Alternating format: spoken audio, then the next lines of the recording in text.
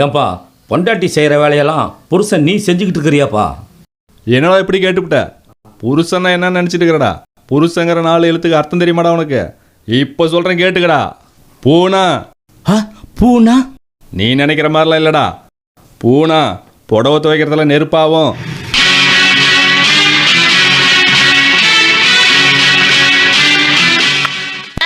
ரூனா room clean பண்ணுறதுல வல்லவனாகும்.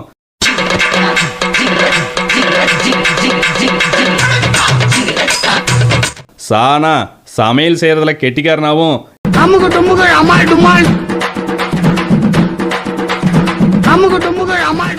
இன்னுனா பொண்டாட்டிய கடைசி வரைக்கும் கண்ணியமா வச்சு காப்பாத்துறோம் தான்டா உண்மையான புருஷன்.